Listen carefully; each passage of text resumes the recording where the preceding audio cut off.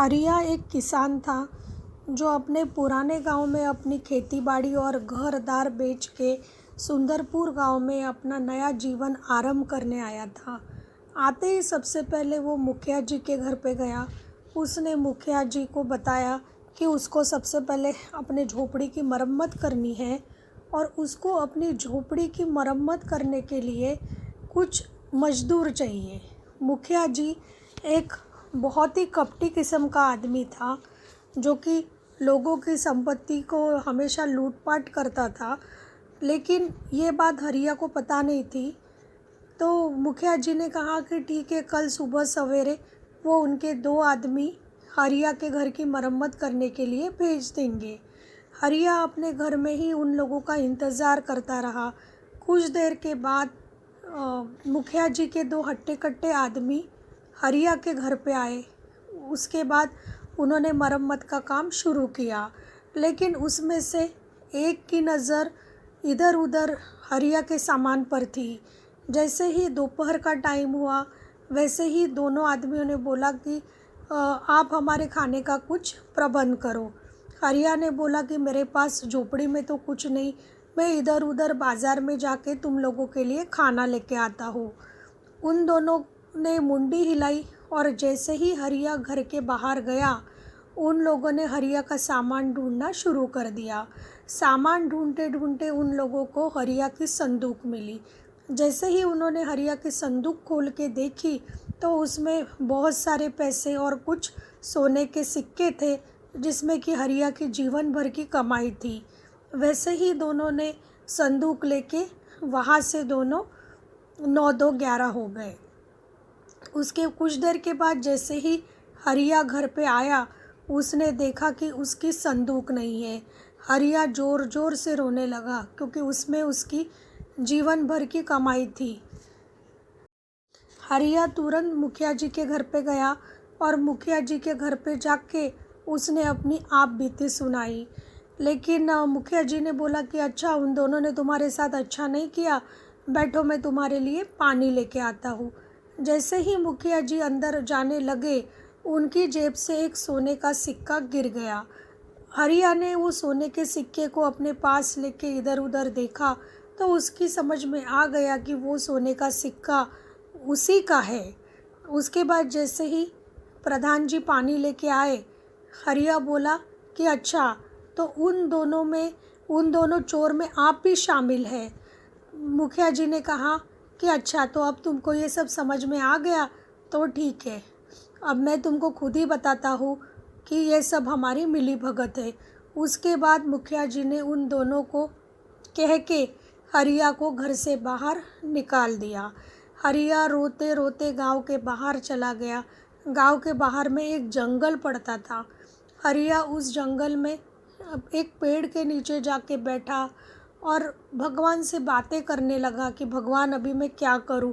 अभी मेरे पास कुछ पैसा नहीं है, कुछ नहीं है, मेरे जीवन भर की कमाई चली गई। अब मैं अपना आगे का जीवन कैसे व्यतीत करूंगा? लेकिन तभी वहाँ से एक भिखारी जा रहा था। वो भिखारी हरिया के पास आया और उसने हरिया को पूछा कि वो तुम्हारे साथ क्या हुआ?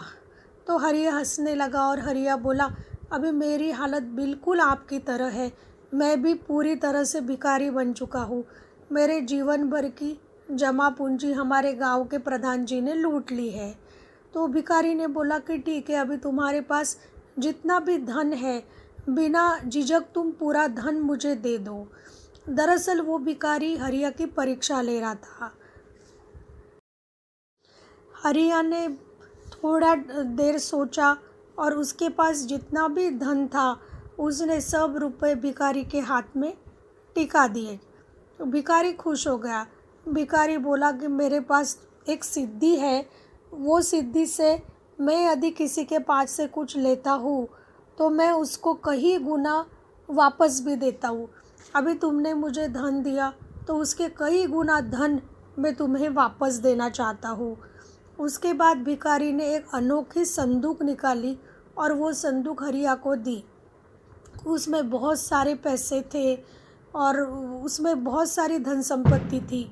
उन्होंने बोला कि इसकी एक खासियत है कि इसकी धन संपत्ति हमेशा बनी रहेगी और जो भी आदमी इसको छूने की कोशिश करेगा वो इसमें कैद हो जाएगा, इसको तुम्हारे अलावा कोई हाथ नहीं लगा सकता। हरिया बहुत खुश हो गया।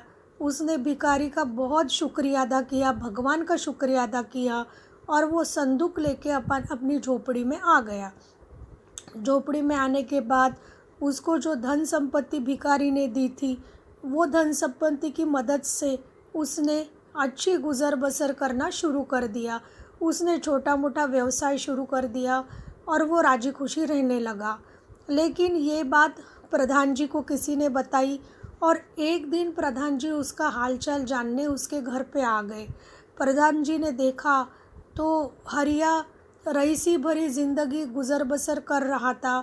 उसके घर की भारी भारी चीज़ें देख के प्रधान जी की आंखें फिर गई और उन्होंने वहाँ पे एक संदूक देखी तो उनके दिमाग में एक आइडिया आ गई। उन्होंने अपने दोनों साथियों को वहाँ पे बुलवा लिया। जब दोनों साथी वहाँ पे आ गए तो तीनों ने मिलके वो संदूक खोली। लेकिन तब तक वहाँ पे हरिया भी आ गया। लेकिन उन लोगों ने हरिया के साथ छीना झपटी करके वो संदूक खोली। उनको लगा कि जैसे पिछली बार उन्होंने हरिया की सब धन संपत्ति लूट ली थी, इस बार भी वो लोग वैसे ही करेंगे और वो तीन लोग हैं तो हरिया उनका प्रतिकार नहीं कर पाएगा। लेकिन इस बार जो संदूक थी वो जादुई संदूक थी। जैसे ही उन लोगों ने वो संदूक खोली और उसके अंदर हाथ डाला, वो तीनों उसी में कैद हो गए। वो तीनों बहुत छटपटाए। उन्होंने हरिया से मदद मांगी, लेकिन हरिया उनकी वो स्थिति पे ज़ोर ज़ोर से हंसने लगा। हरिया ने बोला कि जो दूसरों के साथ बुरा करता है उसके साथ हमेशा बुरा ही होता है, बुरे कर्म का फल हमेशा बुरा ही होता है।